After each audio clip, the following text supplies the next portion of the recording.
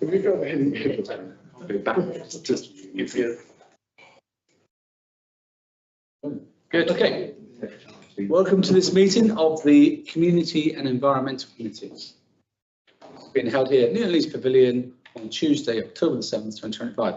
I am Councillor Terry Stevens and I'll be chairing this meeting.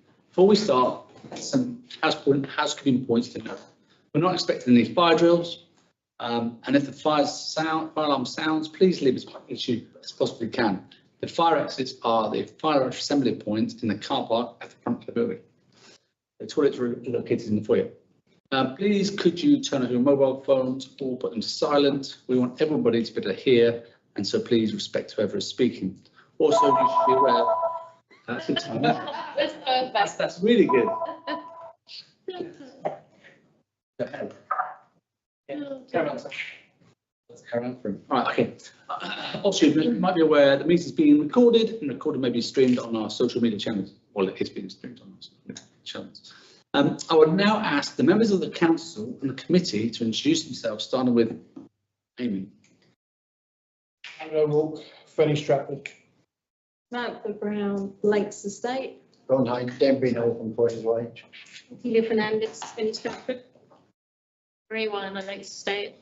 Terry Stephen, Man North. Daniel Kelly Wilson. I am Town Councillor for Newton Leeds and I'm also Chair of the Town Council.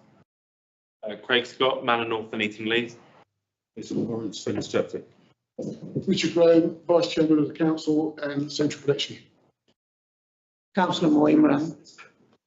Thank you very much. We are especially pleased to welcome members of the public who are here to observe the meeting or to make representations during the speaking session.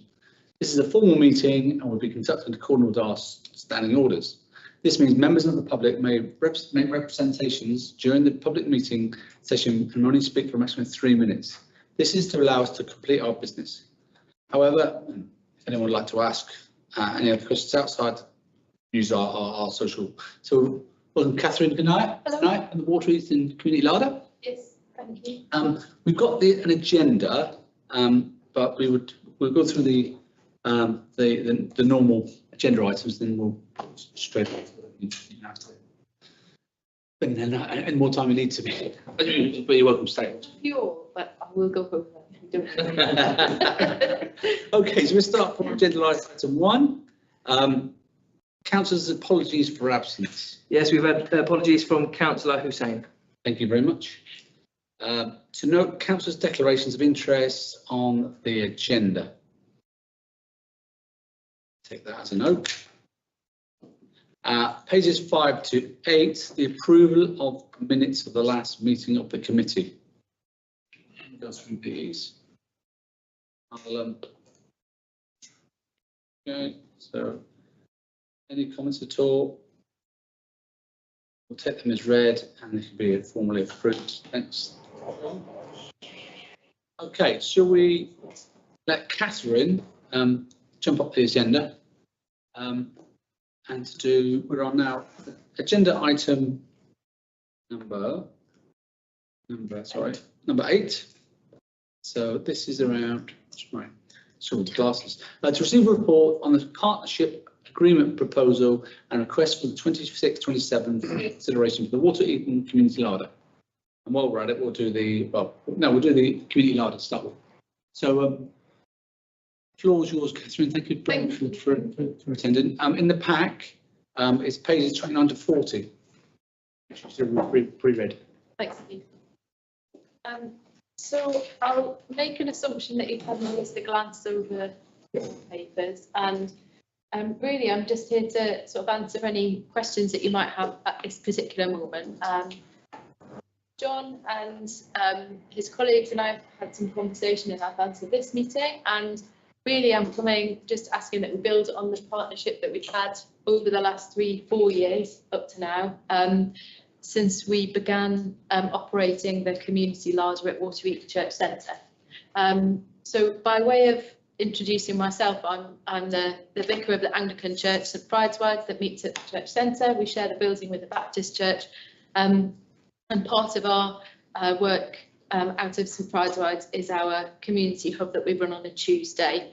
And that kind of has two distinct sort of parts to it: a community lunch and then the larder, which we're sort of asking for support, particularly towards that, which you've kindly been generous with that support over the last 4 years. So asking to continue that partnership and to formalise it for the coming, I think, 3 years, John? So yeah, so we've done a 12-month agreement over the last year, which was decided, and now you're looking for a 3-year agreement. Yes. Consideration of this committee. Yes. And just in order to sort of manage our budget and make the whole sort of operation a bit more sort of firm for the coming short sort of, it's not short term, it's medium term, isn't it, 3 years, but kind of also hinted at in the papers there, and just for your reassurance, we have recently started working with a fundraising consultant, and he's been doing some work. We're in conversations with various local grant making trusts and charities who are looking to support work, particularly amongst those who are in sort of financial need, and working to help people sort of make ends meet at a time when obviously costs are high. The larder is not just a sort of handout, but it's a sort of membership scheme, and it's also not just for providing food at a low cost, but also for saving food from landfill, so that a lot of the food that we actually get into the larder would otherwise be going to waste. So I'm a member, not because I'm desperate for a very good value shop, although I am that as well. It's very handy, but also because I feel very, very strongly that food waste is a very bad thing. So it's kind of two strand to the vision, really. And yeah, just wanted to secure the larder for the coming years. Our local community is a very significant high sort of percentage of users of the larder, not 100% exclusively, but very significant use by our local residents. And by supporting the larder, you're also kind of indirectly supporting the lunch, which we're not asking for financial support for, but that is a very significant kind of spin-off, if you like, of the larder shop. So there's a free lunch which runs before the larder on a Tuesday, which is really well attended. So today I was there, and we had probably about 40 people, maybe 45, going through for lunch. Some of whom will be struggling to put food on the table for themselves or their families, and many of whom are dealing with issues around social isolation and just coming for friendship and companionship for that sort of hour or two on a weekly basis. We have lots of regular attenders and some new faces, and there's always a warm welcome. So you might have questions. I'll answer them as best I can. I've got colleagues who know the operation probably better than I do, but I'm here just to represent them, and thank you for your support to now, and ask for your continued support. And open an invitation if anybody wants to come and see on a Tuesday, you're very, very welcome to come and visit if you would like to come and see the larder in action, or come and enjoy free delicious soup lunch as well. Is that all right, John? Have I missed anything? No, it's fine. I think we've got your report in there as well. So this is an opportunity for members to, take a view on what you're requesting, what we've been doing over the last 12 months, and, whether they want to kind of... Yeah. And I'll go whenever's convenient, and you can obviously talk about me behind my back once I've actually gone. I feel like, I think I said this committee can't approve it, but they can take a view and refer it to what, full council as we move on with the budget process. Yeah, so just happy to be part of the process. And So applause on certainly the members. Jason. Would it be okay if I donate some stuff to the larder via my own charity? Amazing. Is that okay, yeah? That would be so good. Can I give you my card and then you can get in touch with me? Thank you. Oh. Question is, people who come to larder, are they just local people from local state, or they all over Bletchley? So they are very mainly from our immediate vicinity. Thank you very much. So from the Lakes Estate and from Fenny, from Watereaton, we do have some folk from sort of wider Bletchley area, and a few who come from a little bit further afield, but that's mostly because they have family contacts nearby and have a connection with this area. But I mean, I have the stats maybe in there somewhere. I haven't got them off the top of my head, but a high proportion of users are very local to us. Yes, and many of them are actually in employment as well. So it's not just people who kind of haven't got much to do in the day for one reason or another, but they're we have quite a flexible arrangement. So although we're open 2 till 4, there are folk who make an appointment to come and nip out in their lunch hour or something like that. So they all come directly from, say, teaching in a school or something like that, sort of 3 months. Do they have to be a member of the LADA, or they just any community person? Anybody can come, and you can pay as you go. So you don't even have to kind of sign, well, you have to sort of sign up, because we have a process of communication and recording how many people have used the facility. And you can sign up and set up like a direct debit membership.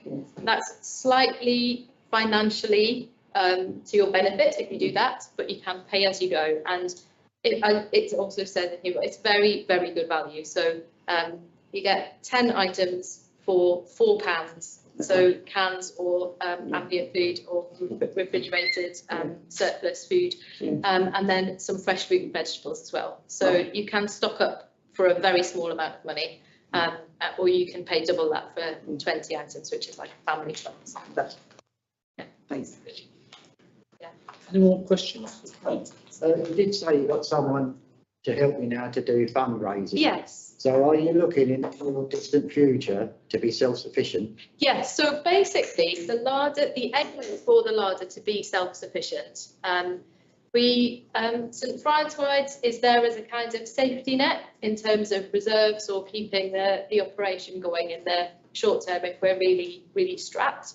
But we've done quite a lot of work over the last sort of 9 to 12 months to slim down, streamline, make sure that our costs are covered in and of itself, like in terms of donations to the larder and membership fees. So we try to keep membership fees low, so that hence we're looking for grants and donations from folk. But that's something that we're kind of always reviewing as we go. Our treasurer is quite skilled at sort of looking ahead and making sure that things are manageable, at least in the sort of short to medium time. But as you all know, the landscape for fundraising is quite tricky, and the costs of living are always going up. So yeah, we keep quite a close eye on that. I mean, self-sufficient, depending what you mean by self-sufficient. I guess if what you're asking is, will you always be looking to the town council for this kind of partnership, then probably yes, because we want to work in partnership and you're looking to provide this kind of service, and it's something that we think we can offer in a way that is in line with the requirements of the town council. So I suppose if what you're asking is, would the larder need to fold? Would it survive if you didn't make this partnership? Then the answer would be quite tricky in that respect. I suppose what I'm saying is we would need to look elsewhere for that kind of funding to continue in the way that we are at the moment. But my hope is that we're providing a service which you would want to be supporting anyway, and that's not your money. I was going to say, leading on to that question. Yeah. You're doing a good job at the moment, and there's definitely a call for it. Yeah. Moving forward, in that demand gets more and more and more and more. Yeah. I mean, you probably see a trend where there's more demand for the service, Sure. more people. Yeah. The cost of living going up, and in fit houses, more people getting strapped for cash. Sure. So over the years, Yeah. Capacity-wise, yeah. and growth. It's not unlimited capacity, so we've often thought about growth, and really our concern is that we do what we do well, rather than trying to grow to a point where things are unwieldy or unsustainable. So we've got limitations purely in terms of space and storage at the Water Street Church Centre. We haven't got kind of a massive kind of hanger out the back to store a load of stuff. We've often thought that if our membership expanded too far, then we might need to put in some kind of criteria, which is not to do with means testing, but more to do with postcodes, so that we were making sure that we were serving our local people and local community, rather than necessarily opening the doors for anybody from anywhere who might want to come and get a cheap shop, just for, you know, because that's convenient for them.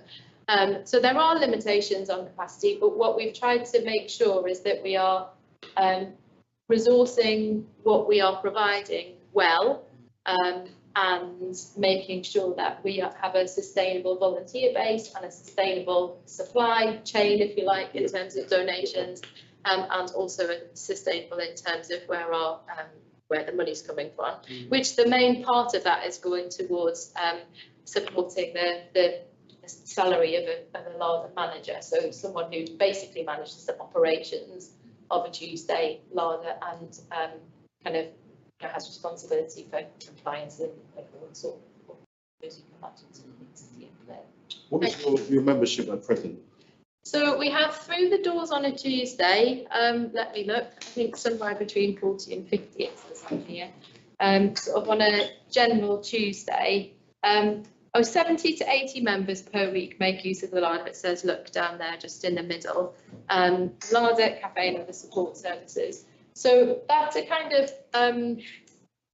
so every week that would be how many people are using the larder in terms of doing a shop, but probably we've got about twice as that many names on a list who would kind of come. About 160 then. Does that include pay as you go, or is that on top? I don't know the difference between those things. Some people would be, a lot of people are pay as you go if they know they're not going to be there every week, because otherwise. I'm pay as you go, some same as you. Well, I hate that. Exactly, yeah. I'm very few and far between, but when I do, Yes, yeah, exactly. So if you know you're going to be there every week, then obviously it makes sense to set up a direct debit, which is coming out monthly for yourself and for the larder. It's useful for budgeting.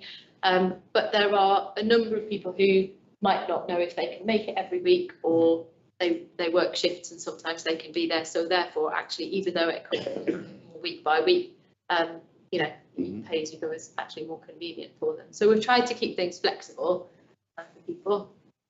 Sorry, a couple of questions. The first one is, do you forecast membership will grow? Because I've noticed your 25 to 28 projection is static membership. Yeah, so that's what was a bit responding to Richard's question. So we are approaching capacity in terms of like how much stock we can hold, and how many people we could get through from that perspective. So you could say, well, maybe you could open longer hours, or maybe you could store more food, or maybe the need will be greater. But actually, we want to be able to run what we can run within our means in terms of our volunteer base as well. So apart from our larder manager, everybody who makes it happen is a volunteer.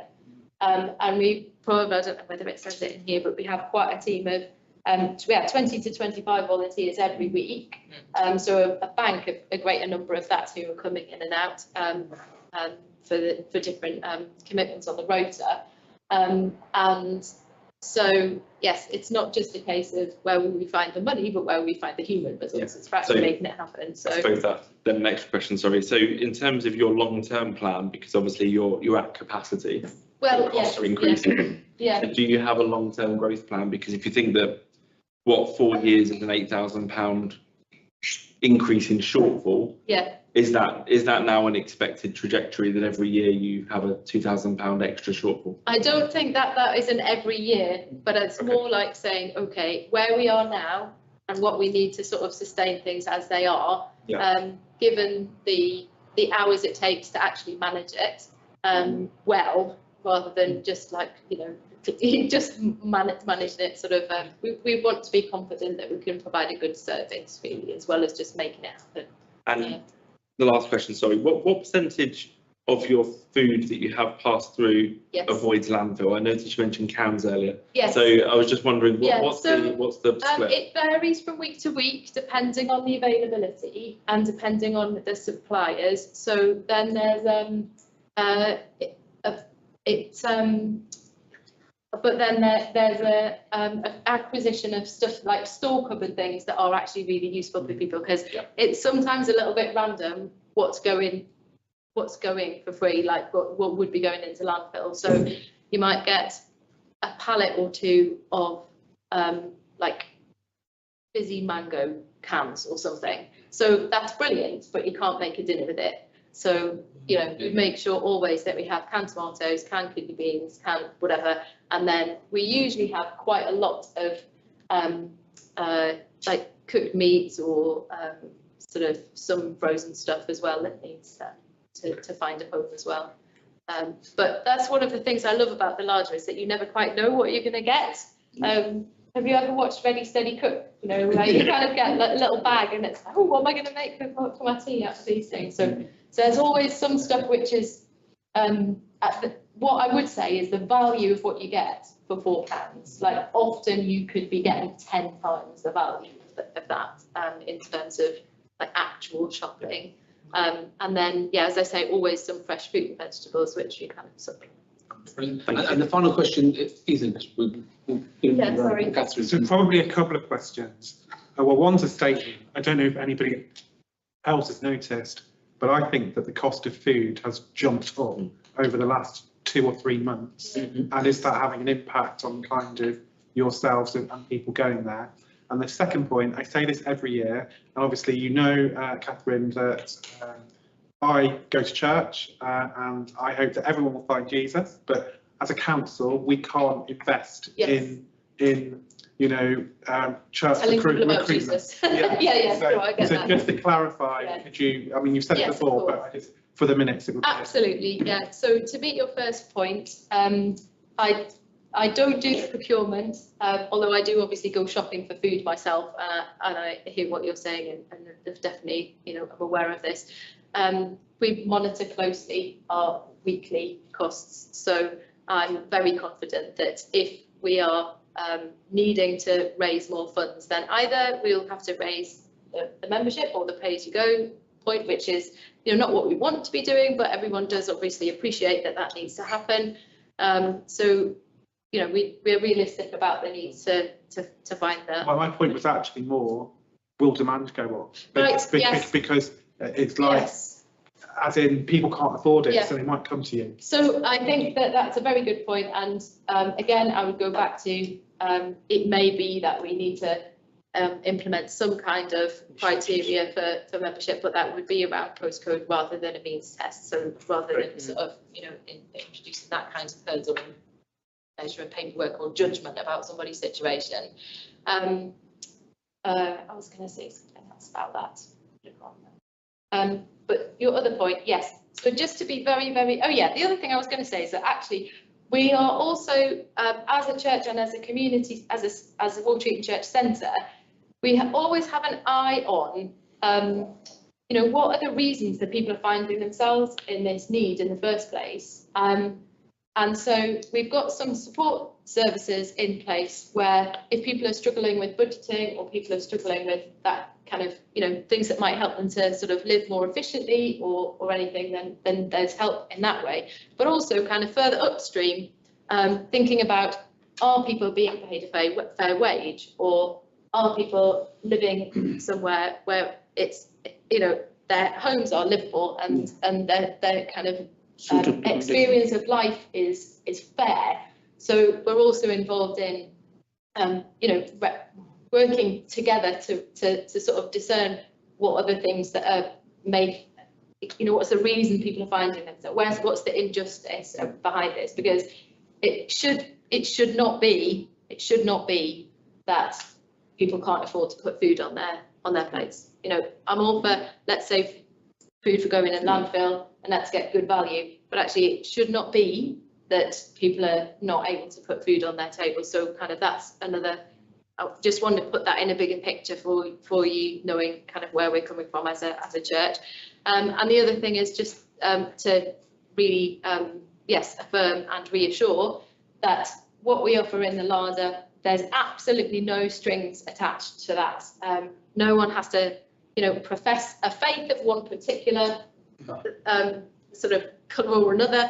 You don't have to come into the church centre at any other point in the week. We're not kind of keeping a record of whether you're, whether you're on any benefits or whether you're going to a different place of worship, or wherever you come from, there's no questions asked. So obviously, we're sensitive to what people might find useful, and if there's conversation to be had, I'm there, and people know I'm a vicar, and and the lunch it has a slightly different feel to it, in that we are quite explicit that we're in the church space, so we run that in the church worship space, and the Larder happens in the hall. And over lunch, we kind of actively encourage conversations around sort of well-being and spirituality and that kind of thing. So we're not funding. But we are not funding that. You're indirectly supporting it, I think it's fair to say, given that people are using that space for community and finding a solution to some issues around isolation and family stuff and well-being. But you're not paying, or the money that you would give to the hub is going towards the Larder, 100%. One very good question. No, I move on now. Okay. Okay. It was just related to the employment. So just to clarify, the Larder manager is only used for the Larder, for no other purposes. Yeah. Okay, thank you. Thank you, Catherine. No, you're very welcome. If there's any other questions, we'll. I'm really happy. If I can leave these here, this is my card. If you want to take one, please do. Come and visit if you would like, or send me an email if you've got any questions. I'll share your details with the group. Okay, great, lovely. You're happy. Thanks for your time. Thank you. Thanks a lot. Very welcome. I'll speak to you. So what? Right. Whilst we're on sort of partnerships, we do the well-being one, and just go back to the agenda. Just going back to the Larder, what do you want? How do you want to proceed with this one? Because what's the view at the moment? I know we don't have to. We discuss it at the end. You will discuss it in the budget conversation, the budget item at the end. Yeah.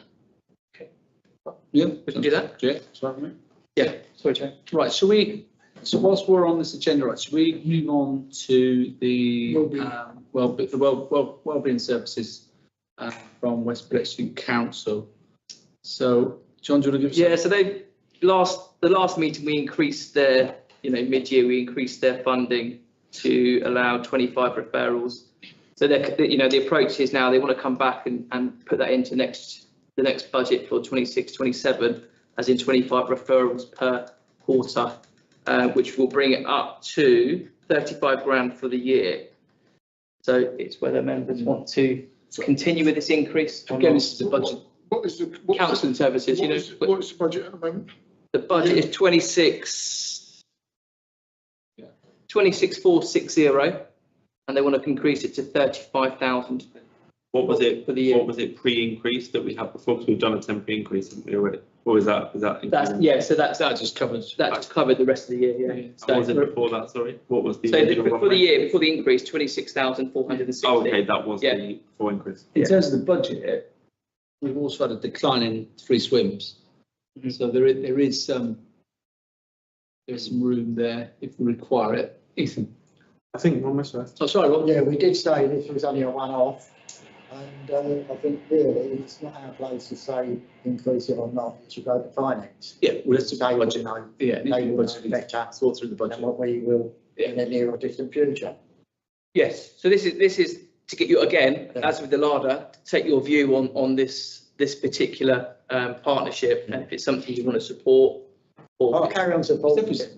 It's the level of support. How much? Yeah. It's so welcome, and you see the outcomes of it.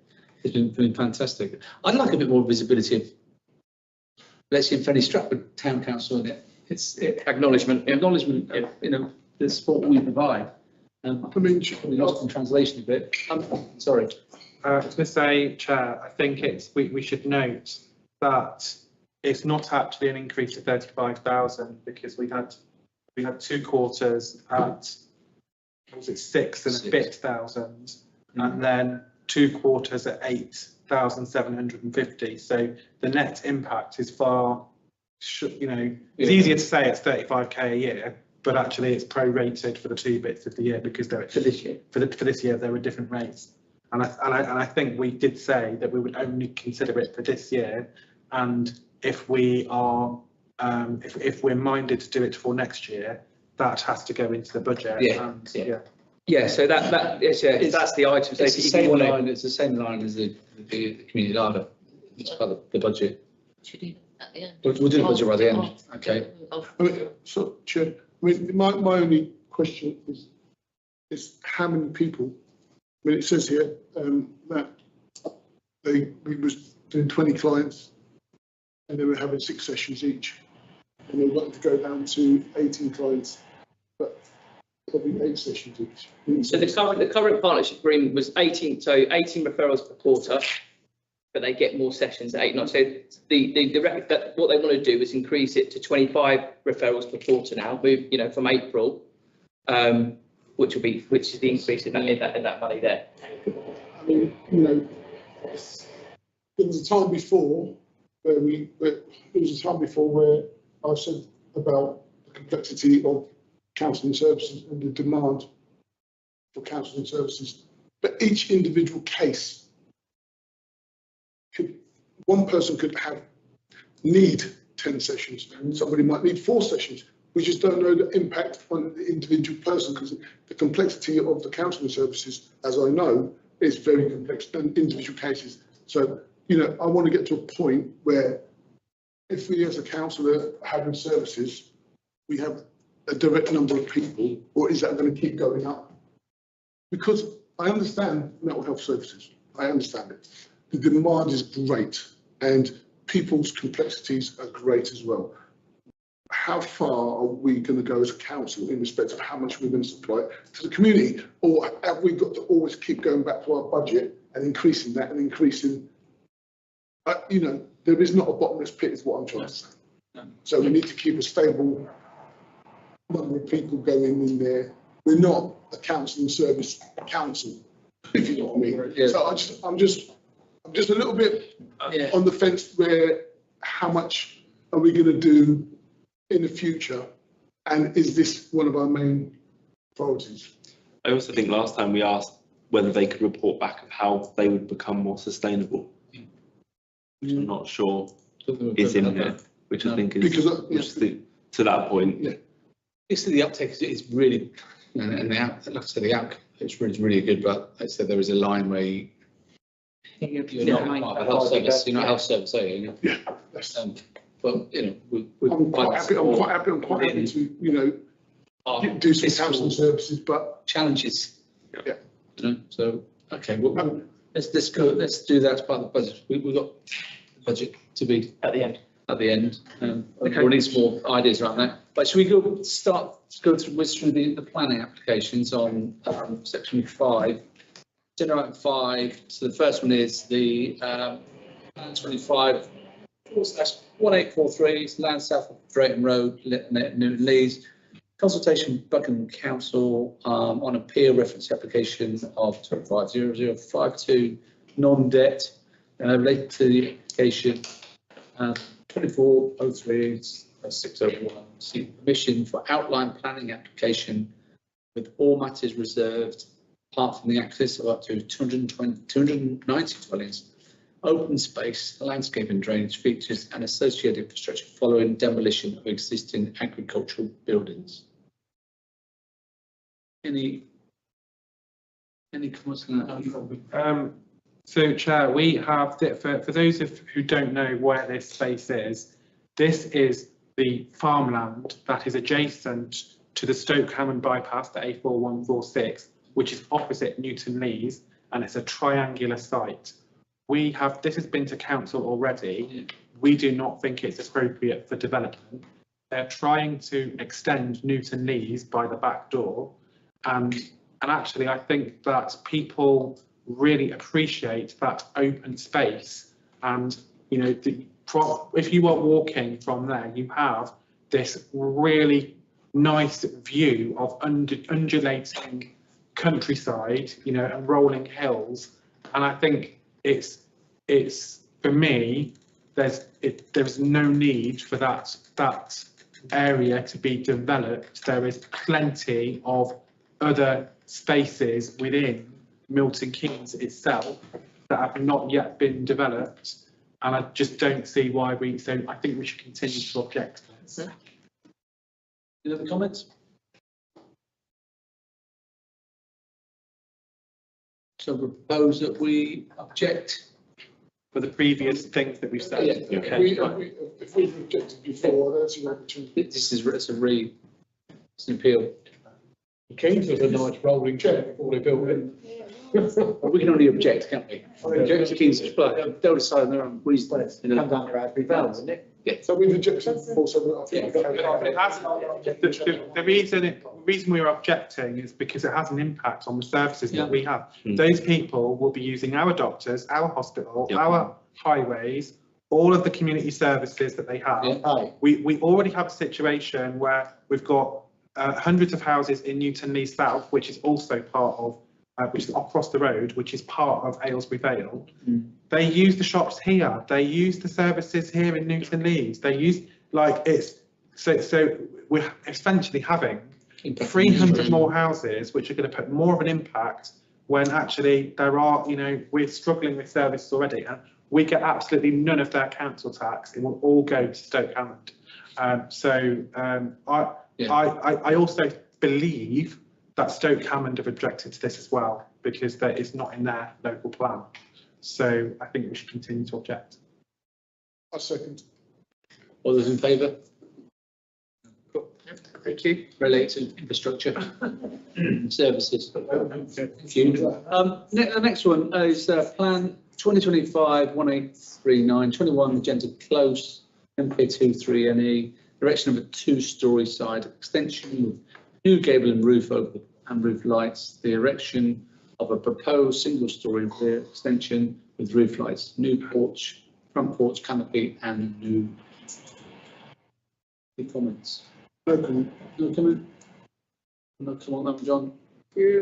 Next one, PLN 2025 1733 IPS, 2nd Avenue MK1 1ED, erection of a single-storey terrace building with 6 trade counter units used for Class B8 and with up to 10% ancillary classes. No comment. No comment. The next one is 2025 1902 48 Selina Close, MK23LT, erection of first floor side extension. No comment? No comment. Thank you. And the last one is 2025 1402 car park adjacent to 10 Albert Street, Bletchley, Milton Keynes, a change of use land from a vacant car park to car storage and car cleaning, retention of existing storage container and steel outbuilding, the erection of new boundary wall and demolition of existing wooden shed. They've already built it. It's expected. That's what they built. That's the one they're knocking down. Aye? That's the one they're going to knock down. Demolition of wooden shed. Yeah. Yeah. They're knocking that down. Yeah. That's the one they're knocking down. Which one is that? Yeah. It's not what you do. Yeah, yeah. That's the one they're knocking down. They're knocking down to build more. Yes, Yeah. yeah. Car storage and car cleaning, yeah. Just in case people didn't know what was what. Oh, no, it was a car. Any comments? I think we're losing loads of car parking space, but I mean. No. Pictures of it. No, it's not, it hasn't been a car parking space for a long time. It's been rented out to someone selling cars. So they're only just. So we're not losing car parking spaces. Someone is renting cars. That's there now. So hopefully the other thing looks better. That's at the back of Corkwell Way. Yeah, it's in Corkwell. Opposite the toilet, you know, got the toilets. Yeah. It's where the Sun advert is on the Yeah. wall. Yeah. Yeah, that's. Just so everyone know what we're talking about. I thought that. And that can be painted over that one, so they. Best of no comment. I want to say something, but I'm not. Yeah, I'm with you. But I just think that the town centre is just becoming car a car wash. car wash. Car wash.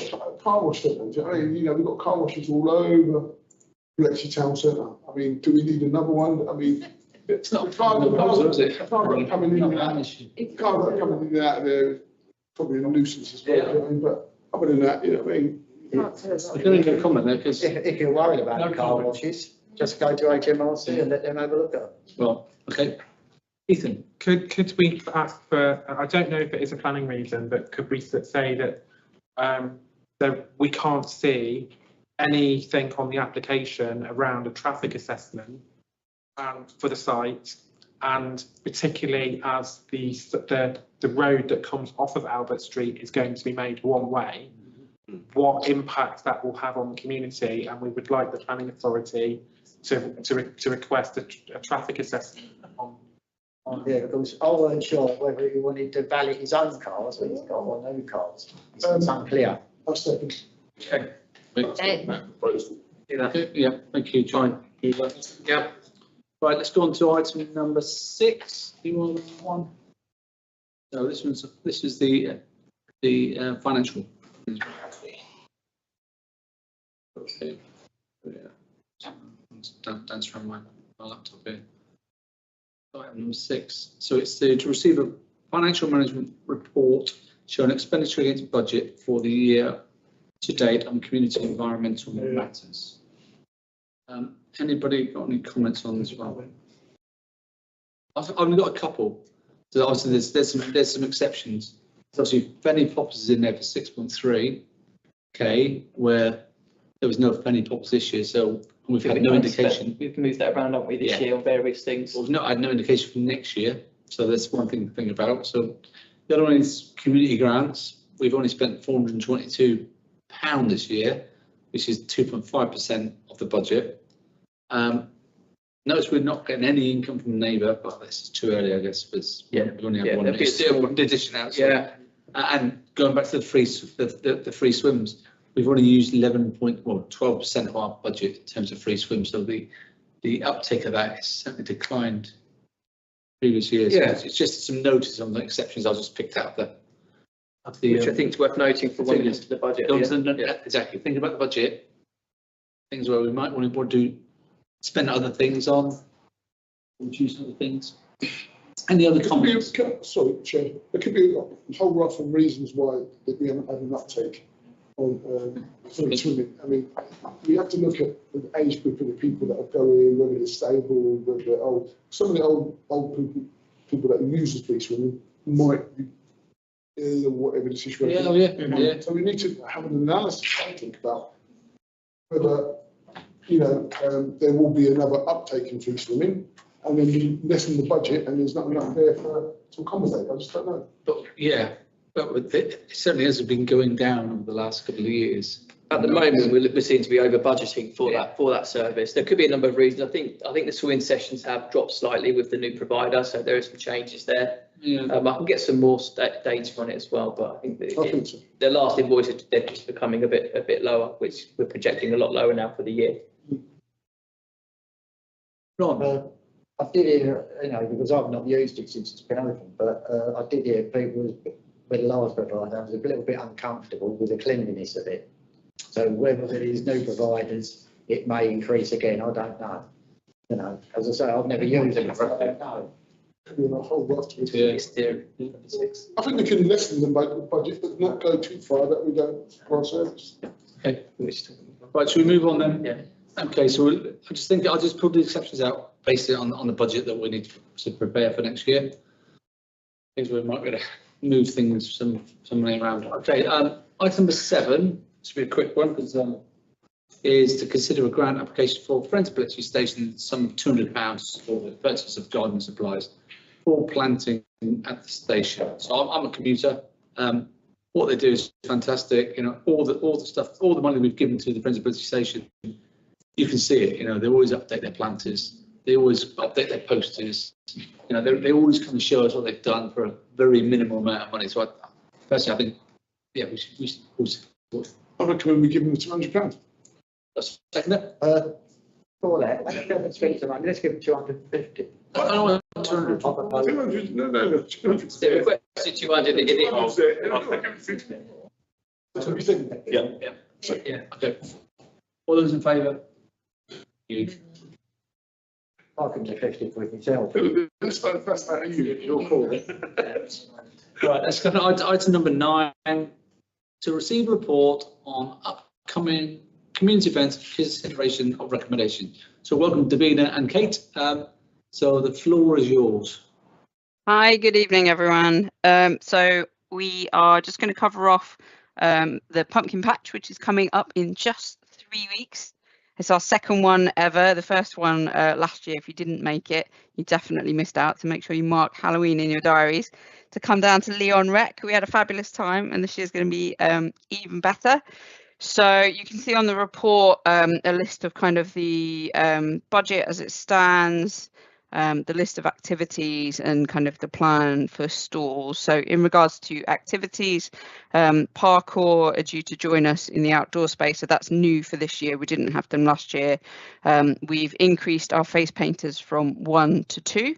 Because as you know, even at all of our events, we always have a big queue for face painting. Last year, we only had a single face painter. So we've increased that this year as well.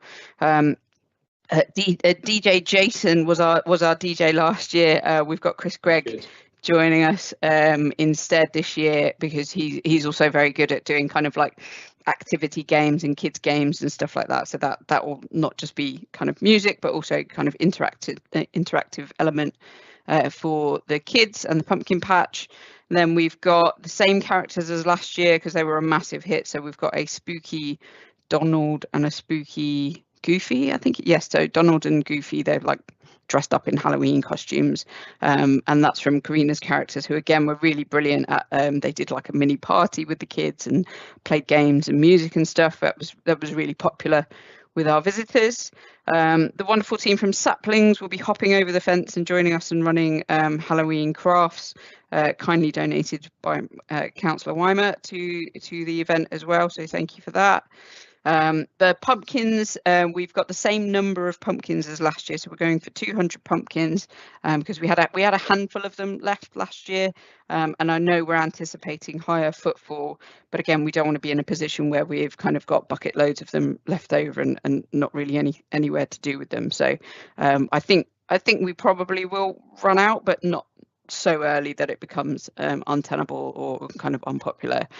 The other major change to the pumpkins is that last year we tried to do carving with the the little tools that you get from local shops and stuff, and that it just wasn't that successful. And actually what people were doing were taking the craft kits and decorating their pumpkin with like foam eyes and paint and stuff like that. So we fully embraced that inevitable feedback that we had, kind of or the organic feedback that we had from the visitors, and so we've just used craft items. So we've got a lot more craft items that you can use to decorate your pumpkins, and we'll put out some picture kind of examples to give visitors inspiration.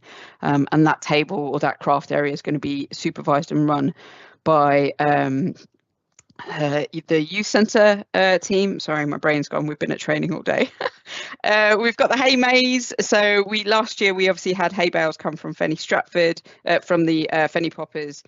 Obviously that didn't go ahead this year, but locally we've managed to source hay or straw bales, should I say, at a low cost, and so we will have those, and they're being delivered to site in the morning, and then we're donating them to the same farm that we donated the last lot to last year for them to use with their horses, etc. So we've still got that sustainable kind of ecosystem with the hay maze. They're not going to get wasted. We've increased the fancy dress competition. So we had a fancy dress competition which was really popular with our visitors, and this year we've upped the ante with a £50 prize, first prize for a £50 voucher for Smith's Toys, which obviously will be really popular in the run up to Christmas.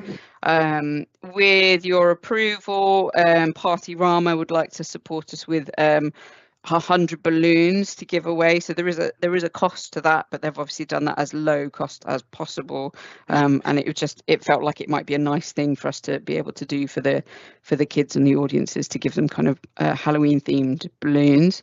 So I just need a final yes or no on that, if you're okay with that, and that will come in at a cost of £125, and that's them inflated and delivered and everything. We literally just need to hand them out. So yes, we're running under budget by just over £200, which I'm sure I'll find a way to spend that. But yeah, otherwise Pumpkin's looking good. We've got, in the wet weather alternative, we've had a bit more clarity from the work that's due to start on Queensway to suggest that although the work will have started, that Stanier Square will still be accessible for us to essentially lift the event from Leon and put it in essentially a very similar manner on Stanier Square, because the kind of available space will be reflective, so there shouldn't be any kind of major impact, unless obviously it's windy, then we'll have to make some safety decisions. But for wet, we can move from Leon to Stanier Square and still essentially have a like-for-like event. Any comments on that, on the Halloween event? Can you clarify the inside traders, please? Oh, that's Christmas. We don't have any inside traders. It's all on Leon Rec. Oh, ignore me. I'm looking at the wrong one. We'll do that next, don't we? Don't worry. Keep that thought for the next one. Yes, ma'am. So pumpkin patch, and I know. Oh, I do have a question actually. We need 1 or 2 judges as well of you guys, obviously our esteemed councillors. If someone could come down and join us to do some judging of the fancy dress, and obviously you'll have seen the pictures from last year. A lot of effort goes into our visitors put on a great show of fancy dress. So I'm there anyway, Davina, so I might as well do it. Maria, do it. Fabulous, excellent. I'll get you a badge and everything. Thank you. So get a witch's hat. Yes, ma'am. Whatever you need. I've already got a broom. So Yes, councillor. So I'll move on. Yes. Thank you. Excellent. So we, at the previous working group, there was a mention of potentially hosting a mini event on Stanier Square. This obviously will be shoehorn. If you guys want to go ahead, then it's something that we need to pull together and potentially find some budget for. It's not obviously part of the original events plan for this year in regards to budget or planning. And I know the intention really was to kind of try and keep the Christmas spirit going on Queensway while the work was going on. So I've had initial conversations around we can get a couple of choirs to join us on an evening, potentially the Thursday, the 27th of November, a small event on Stanier Square outside of the Christmas tree, which will be up at that point and the lights will be installed at that point, potentially to run from 4 to 7 p.m. A couple of sing-along little bits and pieces. Maybe we get some kids characters to come along and encourage the businesses around Stanier Square to kind of, open up their shops like they do at the Big Street Eat and have stalls outside, etc. So that's what I was able to kind of pull together based on a conversation at the working group. So it's just whether you want to go ahead or not, just bearing in mind that obviously we've got 3 weeks till Pumpkin and then it's not that long until Christmas, and obviously we've got quite a lot of new planning to happen for Christmas with the change of location, etc. So this is new this year, and it's whether we do it this year or whether we plan it in for next year's events going forward with the new Queensway. Is that something that you can pull together and make happen within the time frame? It's going to, having looked at more of the detail around trying to put Christmas together, the Christmas event is proving to be a lot trickier and a lot more time consuming than originally thought, just with the restrictions on space and want to make sure it's safe, etc. So I'd ideally like to not do it, if I'm honest. Okay. But if you want it, we'll do it. In terms of your capacity, could you do it? No. That's probably the obvious question. No. So if you haven't got the capacity, then we shouldn't be doing it. Okay, then yeah, let's do it properly next year. Yeah, let's do it properly next year. That one. If you have the capacity, we've got the Christmas event here, so. Yeah, cool. Thank you. Oh, I'll move on from that. We haven't made the decision yet. Oh, sorry. So yeah, official. If you can do it officially for me, please. Yeah, I propose with the capacity that I have. You're going to make mess of it, so as well not do it. Yeah. I'm just thinking about the impact on the town centre not having anything there at all this year. Yes, have we got the capacity to do it? No, I thought that we should. The lights and the tree and stuff are still happening. It's just that there's no event per se. I mean, you can, Richard, absolutely. All good. I propose that we don't go along with that event. We don't. I second that. Carry on. Those in favour? Yeah. There you go, Davina. Next. Thanks, Next one. team. Okay, Christmas. Oh, this has been fun. Let me tell you, to try and figure this one out. So same Saturday. So the first Saturday in December, 6th of December, as we already know, Newton Leys Pavilion. So this is really just an update on conversations we've already had. Our fabulous Santa from previous years is booked and confirmed to join us. Eventists are available to support on the event. The number that you can see on that budget sheet from Eventists is probably the top number, and that is based on me requesting a quote from them that includes an outside stage, a couple extra generators, some lighting, etc.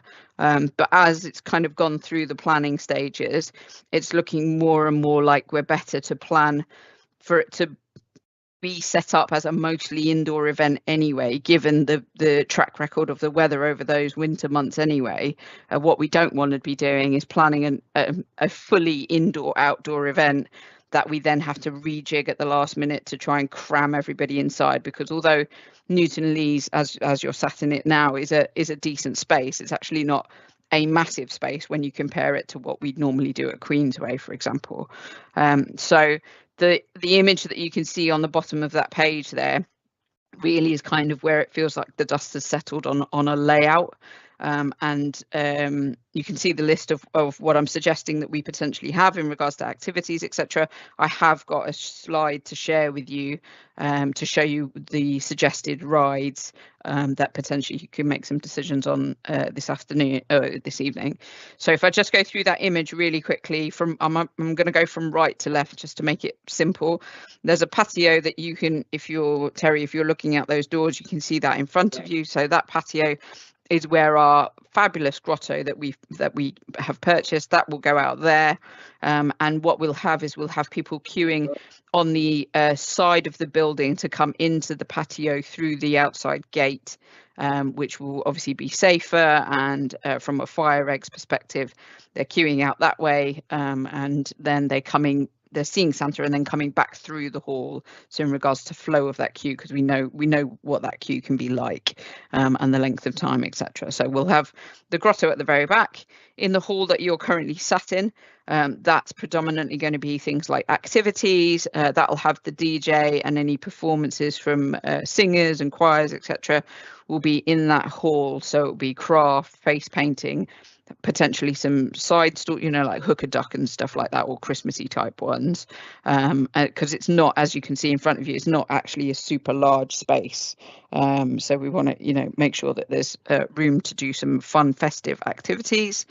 Then in the sports hall, which is out in the hallway, that's where we'll have traders. So that's almost like our indoor market, as it were, because what I don't want to do is plan to have loads and loads of traders outside, and they've handmade all the stock and they've cooked all their things, which we then have to cancel half of them because we can't fit half of them inside if it's poor weather. So it's about capping the number of traders that we have by the amount that we can only ever fit into the sports hall anyway. Because I think if we then plan for that, if the weather is 30 degrees for some reason, it's relatively simple to add traders, and that's a much more beneficial way to do it, rather than having to cancel any that we can't accommodate. And then moving through, I know you've got some questions which I'll let you cover in a second, but moving through out into the car park, where you've got the accessible spaces, we'll have parkour, and we've got the soft play bus joining us and the gaming bus. And then the further two kind of car parking spaces will potentially be the rides that we've discussed, and then backing onto the field, which will provide a bit of wind cover, will be sturdy food trucks. So any street food or coffee or desserts or anything that we get, the preference would be to get truck type ones rather than gazebos, because again, we're kind of weatherproofing it that way. Question. Yes. Question, sorry, I'm a bit confused. Main hall stage, seating, dance, but why are we having a dance floor? In a When I small say event? when I say dance floor, It's it's the front of the it's stage. a bit like we did at Fenny, where we just had a bit of room at the front. It's more of a flexible space, because if you think about where you're sat now, Marie, that line of tables will actually have to be a clear walkway anyway to go from the grotto. So from a fire route perspective, to go from those back doors through to the front doors, we couldn't really put too many things there anyway. So where on the side where Councillor Graham's sitting, that's where you'll have the activities and things predominantly, and then you may have one or two things on the other wall near the kitchen, but the middle of the area, there'll be fairly few kind of obstructions, because we've got to keep it clear for fire routes and crowding and stuff, because there will be, you know, I think especially in Newton Lees, I think actually it will be a pretty busy event with its proximity to the lakes and obviously the community on Newton Lees as well. So there's not a huge amount of space in that hall that you're in there. Yeah. Chair, can I make a suggestion as well? We, I know there's probably lots of questions about this event, so we can have a working group fairly soon after this to talk about the details, because otherwise we can go on quite We're long. going to run out So of we time. can, if you want to, we can go through the decisions, but I think we should put that in fairly soon. Well, I mean, we can. So the fairground rides decision, I've suggested on the recommendations, I've suggested a working group meeting, not next week, the week after, and so we can do the fairground ride decision then, if that's better. I can arrange a date. Yeah, we'll arrange a date. That sounds perfect. Let's do that in the auspices of time.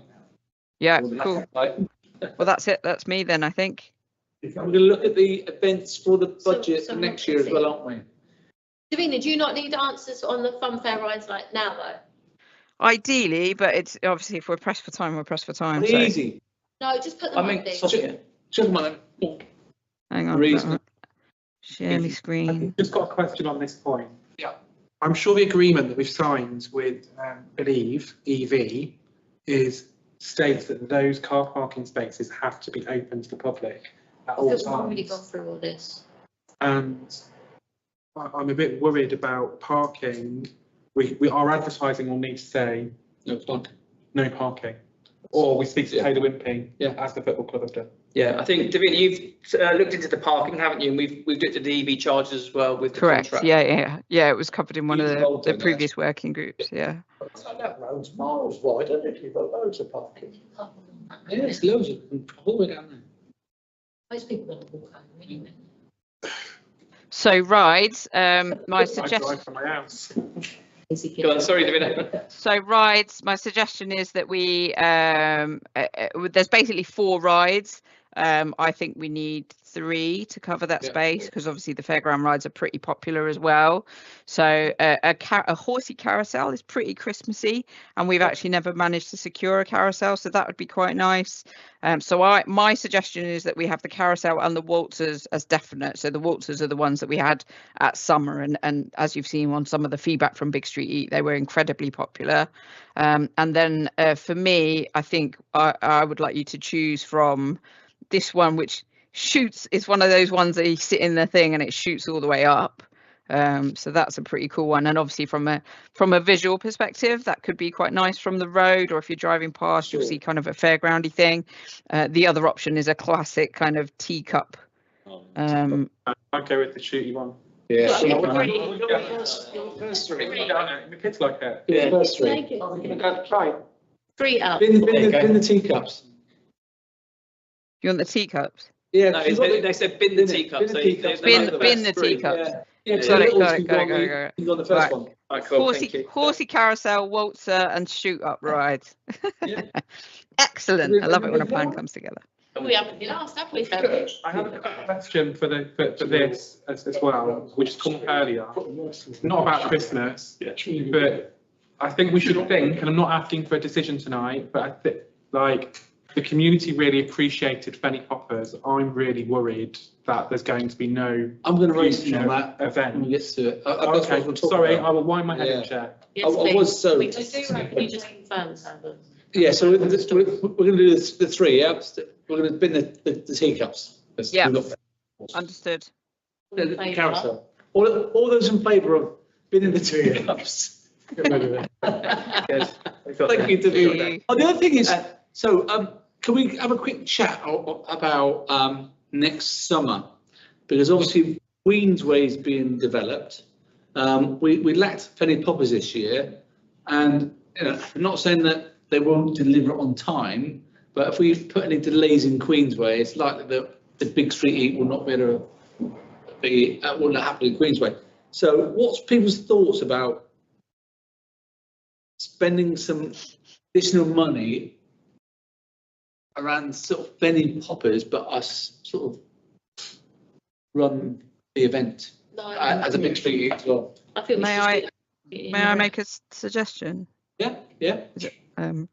So this was going to go on the next kind of update, but I wondered if we alternate Big Street Eat, and because we have two high streets as a town council, and one of the main objectives of the Big Street Eat, as I understand it, is to encourage footfall into the high streets and to celebrate the high streets, etc. So we do it anyway, whether Queensway is ready or not. We do the Big Street Eat in Fenny next year coming, and then we switch it back to Queensway, and then we alternate year on year on. I'm going to object to that. I'm going to object to that because the Big Street Eat was designed for Queensway and Queensway only. If we are going to move Big Street Eat, we use Leon Rec. Yeah, that's put it into Leon Rec. Hold on. I'm going to say, Chair, this. Can I finish? Go on. Please. Then we put it into Leon Rec. Where Fenny Poppers is concerned, that's a different.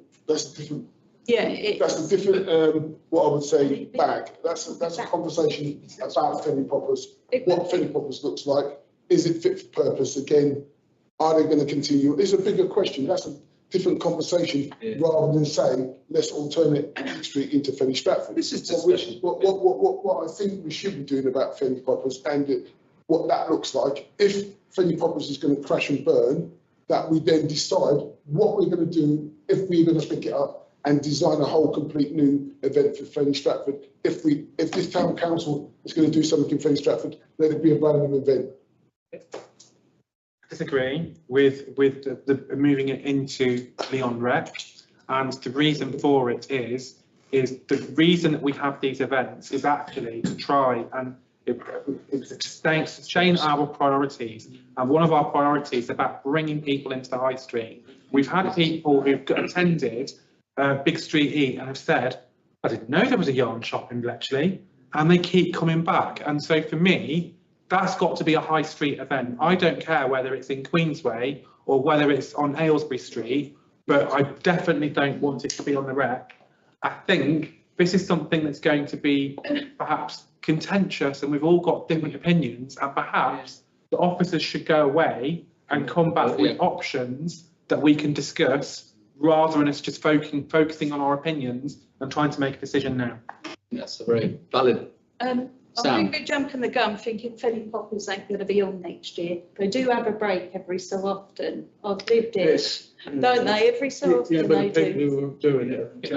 Are you sure? I think so. Right, I think you need to clarify with the organiser. I tried. That's why we're not bringing it up. They don't at this moment in time. They don't know whether it's going to be on or not, so they can't tell us. But then we need. I think there's a conversation in the budget at the end, which we're going to cover events. So you might want to. I agree with Richard. I think it should be in Bletchley High Street, no matter what. And I do. If we're going to have our own Fenny Poppers, then it should be separate from Big Street Eat. And if we have to use Leon Rec, then we have to use Leon Rec to do it. But hopefully, I don't know how long it's going to take to do the refurbishment of Queensway. We've done plenty of events. Yeah, that's what I mean. So I would rather have a separate entity from. Yeah, let's pick this up at the end. Are we aiming quickly before we move on? Right. Leon Rec's completely out of the question. Bit of rain. Exactly. If it rained, it'd be chaos. Aylesbury Street would be a good idea, seeing it is the senior street. Right, okay, so what we'll do, let's talk about it at the end. I've got a couple of ideas for events as well. Okay, thank you, Davina. Davina, are you going to stay until the end to talk about, when we talk budgets for the increases, just there might be some questions for you. Yeah, I'm trying to. Yeah. I've got. Yes, I know if you've got to duck off, but if you just listen in, that'd be great. Yep. Sorry. Yep. Thank you. Right, okay. Right, let's move on. Okay, let's move on to item 10, which is to improve the use of a new printing supplier for town council newsletter, inclusive of design services. Over to you, John. Well, I'm going to let Kate, our support services manager, talk about this because she's been doing some work on it. So over to you, Kate. Okay. Right, so we have met with, can you hear me okay? Yeah, fine. Yep, okay. So we met with Lavenham Press, looking at different options. And as you'll see from the report, it's twofold, the benefits to this. The first benefit being the price reduction in, but the second benefit being the quality and the design aspect. So a lot of the time we spend is fiddling about formatting, and they would take over that. I don't know if you've had the opportunity to look at the one that they supply for, was it Wolverton? Yes, Wolverton and Greenleys Town Council. You handing that out, John? Yeah, it's going. We've got a copy going around. Yeah, so the quality is really good. The money saving, and the resource saving for ourselves as officers. What's the saving? So it's saving of about, what is it, Kate? You got it there? 350. So we currently pay a price for our printing, which is 2,675. And then we do our in-house designing. This is going to take our design services and also printing, and still be cheaper than what we're paying for our printing services. Plus, we get a nice design aspect with a possible chance, Ethan, to rebrand, rename if wanted, but that would be another discussion. Chair. Ethan's I was idea. going to suggest something. I think this council is a different council, I would say, from when the Neighbour started. Yeah. I don't even know why it's called the Neighbour, and I think it's a real opportunity for us to kind of go, to be future focused and to go and to think, what are we going to do going forward, and to redesign it, have a new name, and for people to think, we've changed. So I, with the assistance of ChatGPT, have come up with some names which might circulate. Other people can circulate as well. But I think that would be a good idea to almost see it as the start of something new, rather than By looking at the quality of that, I think it's a no-brainer. And the time that Davina will have back to design our one. Yeah, I think there's still work being collecting information, collating it. That's that big job. But actually, the design of it, that's taken away from us, and it's that takes a lot of time as well. Yeah. So I propose that we go with the new supplier. So a seconder. Thank you, Ron. All those in favour? Sorry, can we just can we add and that we will consider a rebrand? Yeah. So would you like the officer team to go away, to come back next meeting with a plan? And Perfect. Will you be sending your suggestions over to us? Send them to John, but I can send them to you, Kate, and I'm sure that if you send an email around all the councillors, they will give you lots of ideas as well. How much do you spend on printing? So each edition, it's in total for the council. Everything. Well, that's what I've got in respect of printers, in respect of printing bits of paper and stuff like that. How much money do we spend a year on printing and paper? I haven't got it in front of me, but I can.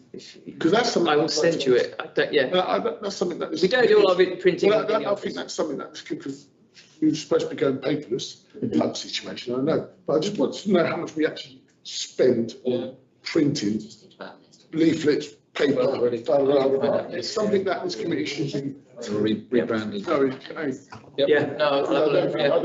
don't see anything like that. Okay, guys, let's move on to the next. Thanks, Kate. Item. Thank you, Kate. Thank you. What's your report? Right, let's go on to item number 11 to receive an update report outlining the considerations for youth services provision for 26-27. So John. This is just an update report because we're currently doing a survey to find out kind of what people want in the area in terms of youth services. I think it came up at the last meeting to kind of do a review. So it's still in the midst of a review at the moment, but I just wanted to share some data, some statistics about kind of what people are saying in terms of around youth services, because we're going to have a budget for next year. We do youth clubs at the moment. We do the summer play sessions. So it's just to get people thinking, members thinking about kind of what you want to see next year. Within this report, there's just launched it about a week and a half ago, so we haven't got loads of responses, but I think there's a good number so far. So we'll keep pushing it. But in there, you can just see the activities people are kind of suggesting they want to see. Quite interesting, actually, that only if you look at the participation of youth activities, only 31% of children are currently attend club classes outside of school. So you can look at that, and if you look at the barriers of why, it's people not knowing stuff's on. So there's work to do, but it's just to note. But if you've got any views, any opinions, I really like, and I thought I was quite surprised I read it, is the life skills. I think that's a really good one. I think the three I thought was really good was one about the youth mental health services, neurodiverse groups, children. Life skills, I think it's really good, and the STEM. I think they're really good opportunities there. Yeah, for us to extend that. Any thoughts from any of the members? But yes, that's a good. If you get a bit more data, that's the plan. Yeah. No, it's good. We also, because I know from the last meeting we were going to be still doing a review of what we're currently doing. So I'll have a report next month. It's interesting to see the highest is youth clubs and social spaces, and we're supposed to have a youth club. Yeah, no, but you can also introduce other things in that youth club. No, but what I'm saying is people are requesting it. We've got there's one going on. Oh yeah. They don't know about it. Chair, I was just going to suggest, can we email this to all the schools in Bletchley and Fenny, Stratford, and ask them to send it out to their parents? Yes. Yeah, the youth groups. Yeah, good point. Yeah. Okay. But it's just for noting, recommendations to continue collecting data, and I can provide a report in December. Was that just coming from the town council? Did it request for data for submissions? It's our own survey. Yes, it's survey on socials. Yeah. Cool. Yeah. Okay. Thank you very much. Okay, let's go on to the next item, which is to approve the delivery of the Warm Spaces programme and consider potential environments. Is that what you, Marie? Is this one 12? Marie, can talk over to you. Me. So we've got two on a proposal here. We've got a 5K one for Warm Spaces, which Marie's going to propose, and we've got another one, a new one this year, for £709.80 for Warm Space for queue lights. So one is obviously that Marie's going to go through, the other was around in Fenny, Stratford. Marie didn't know she was going for it. Okay, that's fine. You can talk about the programme. So it's the same as last year. So we've got a programme where there's three warm space sessions per week, which Councillor Weimer will run. And do you want to give a bit more information on it, Marie? Yeah, so basically it'll be like 3 sessions a week. Mondays, Wednesdays and Fridays or Saturdays. Mondays will be a dinner and games night. Wednesdays will be the coffee mornings drop-ins, and Fridays/Saturdays will be the bingo, and they get like a snack with it, which will be free, and all of it's completely free. And it provides at least so bingo attracts about 60, coffee morning 20 to 30, and dinner club 20 to 30. So it's over 100 people every single week to the sessions. And it's all free. Provided by Town Council. How are you from? So we've got there, so in the previous meetings, we had a household support fund, which was £4,000, which we were given, which was approved at the full council, delegated to this committee to spend it on warm spaces. So that's already been approved. So the £4,000 there. And in the report, there's a request for environment for the additional funds that is needed which can be taken from community grant funding, which is a suggestion. So that's what needs approval today. Which is just 1,000. And the other one we've got, so we've got two. So It's queue lines. we need to, this one. So the £1,000 environment for the community grants budget to top up the 5k. I propose that we approve that. I'll second it. Those in favour? And the second one is a new one by Q Alliance. There's a warm space at the Q House. So we haven't got any warm spaces currently in Fenny, Stratford, I believe. So this is a new one, which is once a week. I think it's on a Monday or a Friday, isn't it, for 2 hours? So they'll have, so Monday or Friday, 10 to 12 or 1 till 3, teas and coffees, access to board games and social interaction, games consoles, art and crafts for 3 months between January and March. And it really relates to about 60 quid a session, to get someone who can go to, have a couple of hours of social interaction, have a chat, have a cup of tea. I don't think it's such a bad thing. Yeah. So Q Alliance, nobody knows, an LGBTQ charity based in Fenny, Stratford. Yeah. We were approached to say what we're doing with the warm spaces. They would like to do something, provide a space, provide a project worker to kind of put these spaces on to let people in and play games, and it says in the report. So that's where it's come from in the addition to our warm space offering that Councillor Wyman's doing. Any questions from the members? So I propose that we support this one as well. I'll second it. Those in favour? Against? Thank you very much. Thank you very much, John. Yeah, definitely. So another provision we've got in the town, which is something to finish. Yeah, it's a couple of hours. Fair place. Okay. And it's for minimal funds. So yeah, exactly. Do you know what I mean? It's not people asking for thousands. Exactly, 60 quid a session. All of that. Okay, item number 13, to receive a management information report on the environmental managers management matters. Will's poorly, so we can't make it tonight, obviously. So I think it's pretty self-explanatory if we go through the reports around the allotments. 2 seconds here. Environmental matters. Okay, so we've got our allotment waiting list. Again, we've got a lot of existing tenants from more space by the looks of it, which is fair enough. There's new tenants, so we're pretty full in the allotment side. 91%, 93%, 90%. That's pretty good. I think it's gone down a little bit. It was probably in the mid-90s, I think, wasn't it? New and Leeds, I think it's the ground of New and Leeds. I think once it becomes more established, I think we'll get a lot more uptake. It's a fairly new in scheme of allotments, isn't it? To get your soil right, but in around last year, stuff there. Landscapes again, go from strength to strength. You can see all the inquiries that the landscaping team have done. You also noticed that we've got an arrangement with Cameron Park Parish Council, the large a deal with in terms of the large tractor and frail to actually park it, because it's too big for us to park in our depot. But in sort of in exchange, that we're going to give use their small compact tractor and a frail for 2 to 3 weeks a year, but help them with some of their areas. So I think it's like a really good collaborative approach by 2 parish councils to help each other out with a small. EV charge installation, chargers are now in place. So 2 fast chargers are commissioned and working to wait on the updates for the rapid chargers to be active.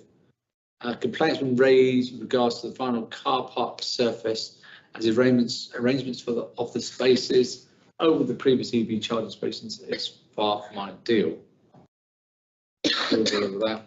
Christmas lights. This year. So we're still, even with Queensway going through the public realm improvements and the roads, we still want lights to bring a bit of joy into Queensway. What we previously had was we had a lot of problems with the column mountings where some would work, I think some went off. We had some sort of flickering problems with it, stuff like that. The idea this year is the motors are made from low energy LEDs and to leave them on 24 hours. Yeah. So, you know, like that problem with switching them on, switching them off and all that. The actual cost is 180 quid, which, you know, for a bit of joy. Because last time Fenny kept losing, didn't it? So it's easy just to keep them on. Yeah. So recommendation from Will is that Christmas lights up to work 24 hours to prevent issues with faulty timers and to present a coordinated scheme across all columns. Richard. So have we got a date of Queensway starting? Works. 27th October, I've been told, is the when it starts. There's 4 phases. So say it again. 27th of October is the date, which is the Monday, is when it starts. So they're going to do 4 phases, starting from Elizabeth Square. And when are we putting the lights up? End of the year, I think. I think it's 27th of November. And is that 24th of November. 24th of November. Thanks, Davina. And is that going to have an impact on putting the lights up versus the works carrying on? No, we've been told. Been told there's no, there's no crossover, no impact. Apparently, we've been told, yeah. In that Ellsbury Street. I pray. Yeah. Okay. So thanks, Will. What feels better? Are we agreed that? So it's just recommendation. We agree with the recommendation that, yeah, 24 hours. Okay, I'll propose it. All those in favour? Yeah, thank you.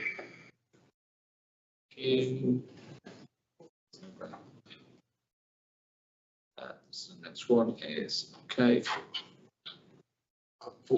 Right, item 14, so there's a full agenda tonight. To consider the future use of Newton Leeds football pitches when the current football club agreement comes around in May 2026. So this is currently being leased by town.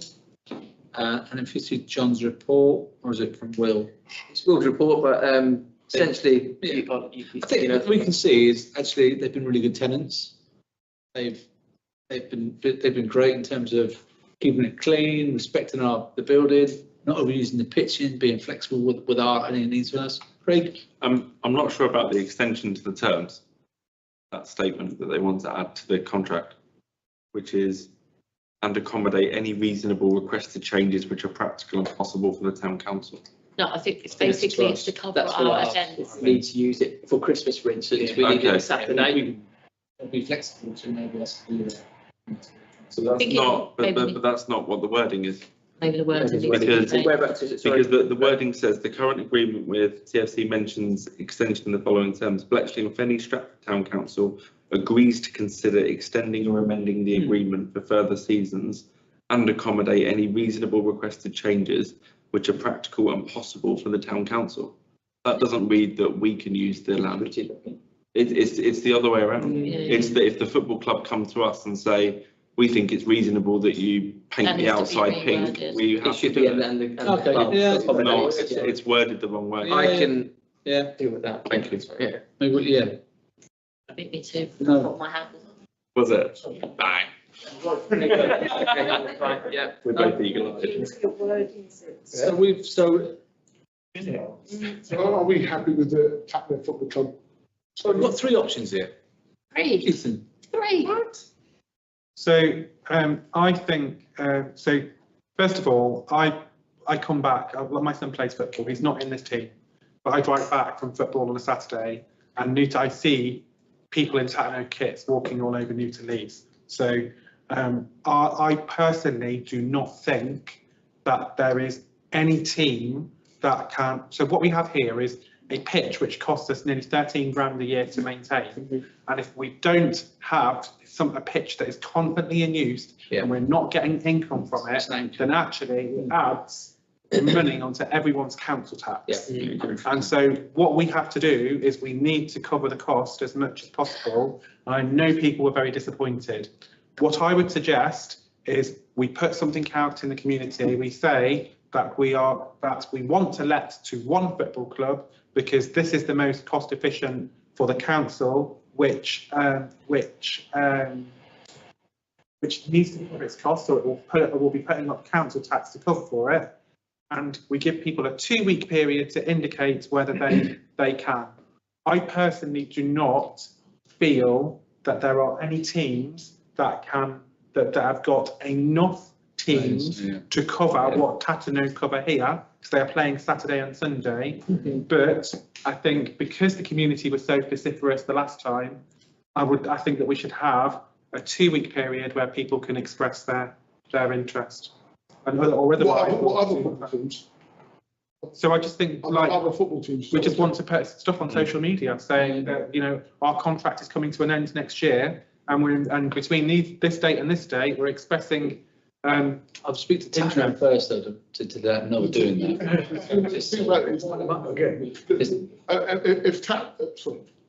Sorry, Marie. No. You go. Tatterno's our tenant at the moment. They haven't faltered, as far as I'm concerned. And part of the agreement was that they were going to make sure that people from Newton Lees or families from Newton Lees or children from Newton Lees join the football club. Is that the case?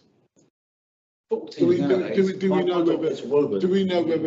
So the report says they have 45 players on their books registered in Bletchley and Fenny, Stratford, including MK3 Newton Lees postcodes. Right, that's good. It's pretty good. That's good. So, I mean, I'm just thinking, you know, the biggest club in Newton. We've got a tenant. Are we going to renew their tenancy or not?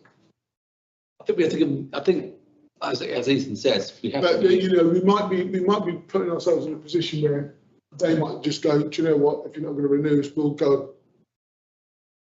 And that's what we're talking first. I'm just saying they're established already. They haven't caused us a problem. No. For me, as a businessman, I would renew straight away with the people that are here straight away. Why would we go out and look for other people when we haven't got no track record with other people, and we've got a stable football club that's using the pitch time and time and why are we going to go through the motion of doing that all over again with people we don't know? And they might disappear like the team before. Remember the team before? They got up and just disappeared.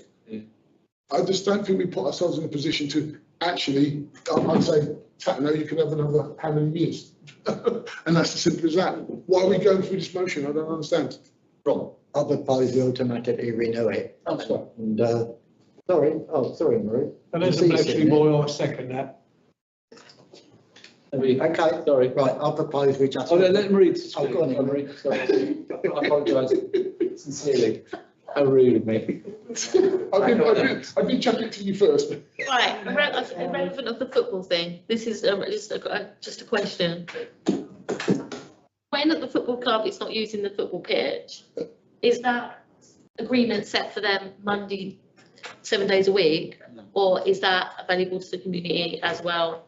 You're in between when they're not using it. Community. So it's not available to the community whatsoever. They play on it, but it's formally, because it's not. There's no one here to say you can't play on it. But the agreement says that it is let to Tatterno and it's not available for community use. It's not a community park. It is playing fields, and actually, I think you would really struggle with any football club, you know, who's going to pay you, you know, that amount of money to maintain the pitches. They don't want them played on, you know. So it's just a question because I know all other football clubs I know do other stuff on them. So that's why that's rubbish for me because I know that all the schools and stuff who hire it. They're training in the summer, but they're going to like something in the winter, so they'll be elsewhere. So that's why I was asking. Okay, fine. Back to my proposal. Right, I propose we renew it automatically and not give ourselves a lot of aggravation putting anything out to the public because we'll get loads of silly answers questions like me. You know, so I propose we just automatically. Set option one. I'll second that. All those who would like Tatho to remain as our anchor tenant for the next 3 years? Those against? Those. It would be outside. I'm abstaining because I think it's. Sorry? Abstaining. Sorry, what was that about outsiders? Anti-Bletchley people voting against it again. That's what happened last time, wasn't it? That's relevant. Right, let's move on. Am I an anti-Bletchley person? Considering it's me and you that's abstained and I'm late to stay and live Bletchley all my life, I don't think that's irrelevant. Anyway, it's through. Carrying on. Let's go. Item number 15, okay? He was on the vote. To note the findings of an environmental visual assessment of Bletchley Town Centre carried out by Milton Keynes City Council, pages 73 and to 82 in your packs. So, Can I start off, Chair? do you want to talk about it? Yeah, start this one. Part of it is the graffiti. Obviously, graffiti is an eyesore to everybody. Under the Town and Council Act, graffiti is a criminal offence and it comes under antisocial behaviour. Yeah. And councils have got the legal obligation to remove all graffiti from any building that belongs to them or any chairs and things that are outside that belongs to them. On private land, it's down to the landowner to totally remove it. And the council has got the legal right to tell them to remove it. If they don't remove it, they can bring them, take it out of your pocket. They called it a public space protection order against them. And then they do it, the councils do it themselves and charge them the full cost. So why have we got graffiti all over the place? That's the law. So you can see by the document, so I think, I don't, anyone can deny what they found. But that's the law, so why aren't we pushing Milton Keynes Council to say, get on and do your job, get it all cleared? That's all they've got to do. They can go to all the landowners. They do their own now. Yeah. They're a bit slow in doing it.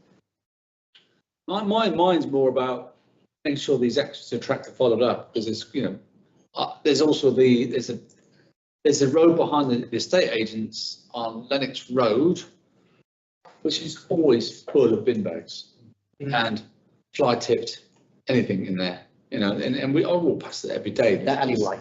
Horrible. I think I'll get that cleared 4 times a year.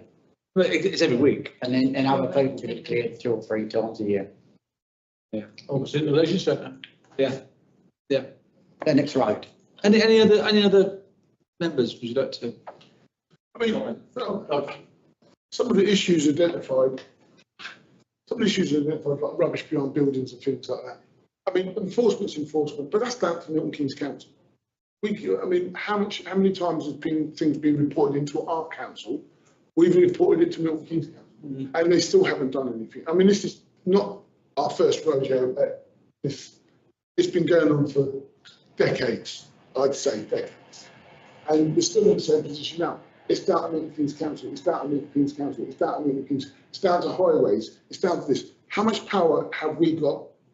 Actually, Fenny, Stratford, yeah. Council, and then we report it upwards. Councillors, members of the public, report it into us. Then we report it to them, and yeah, still things are not done in Bletchley. There are names on that's actionees that I've noted, but there's no dates as such. Huh? There's names down for who's going to follow it up. Yeah, yeah, which is good. Yeah, yeah. Which is a good step. And I'd like to sort of like thank Delia picking this one up. Which is good, but there's no forward planning or who's going to pick it up and when the job's going to be done by. Yeah. Yeah, exactly. It's time. Do you know what I mean? So we're still going to be in the same position in 2-3 years' time, with things still not getting done. And even if they clear it up, the public are rubbish, throwing rubbish on the floor. Yeah. Anyway, I'm telling you how it is. One example of that is in Victoria Road, where 5 rubbish bins have been taken away. We're 5 down. Oh, really? You just unscrewing them off the post and took them away. Been done away with a road sweeper. Well, the youngsters just come out, well, they've got nowhere else to put it. They're not going to put it in their pockets, they just chuck it on the floor.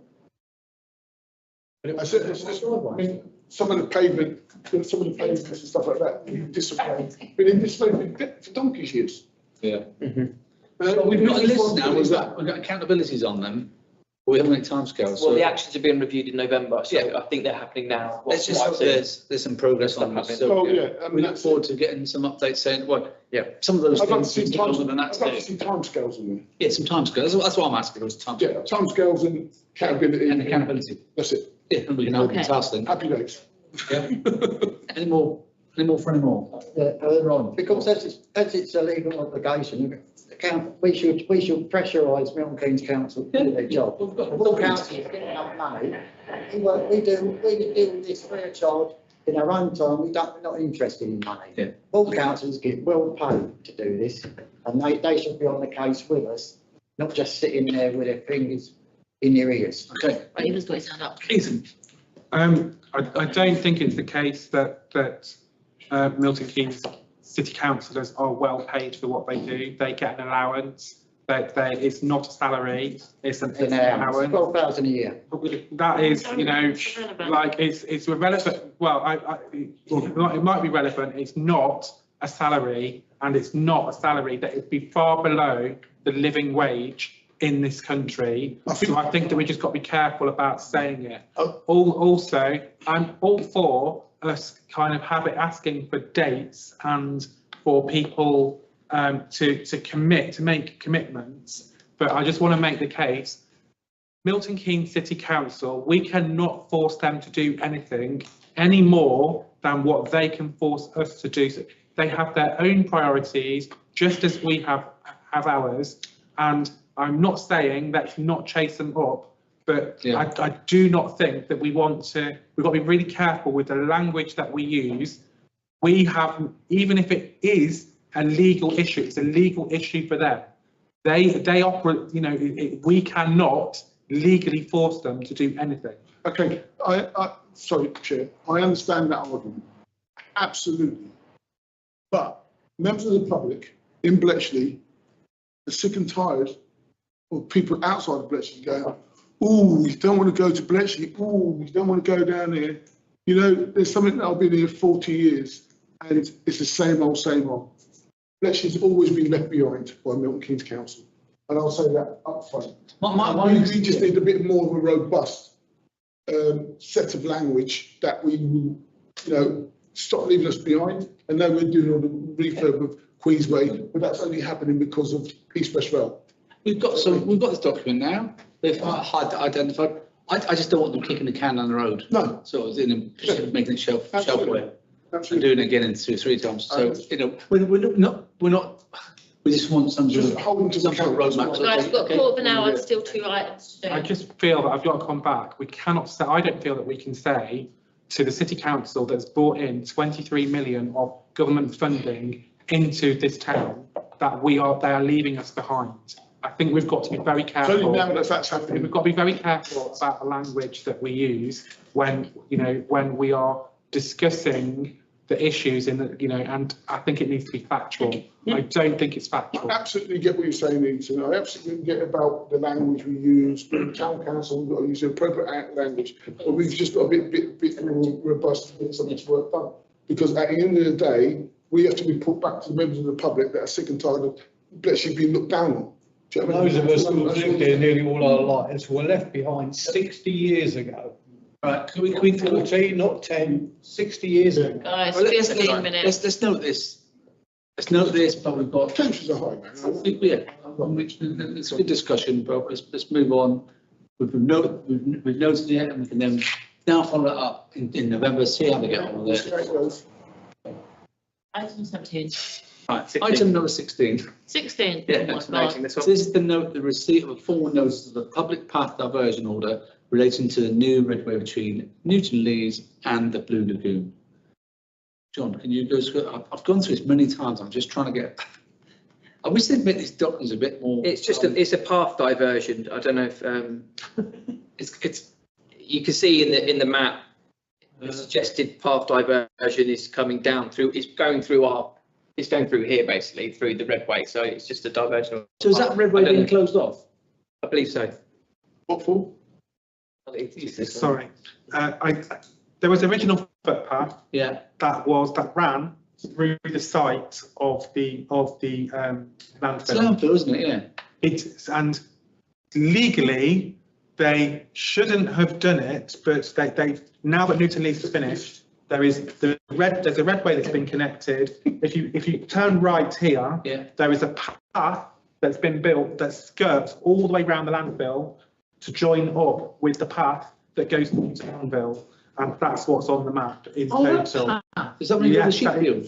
So you're walking, The sheep field. It's the gate. I see, jump over, you go across. Yeah. Good little walk though. It's a great little walk. So that's been. What do we need to vote on? It's to know. No, okay then, item 17. I love that little. It's my favourite places. That is the run.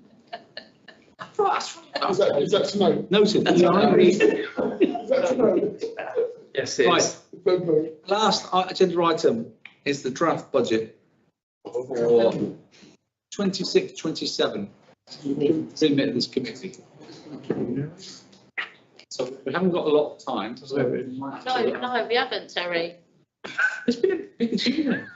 Okay. It's not normally have an agenda this big.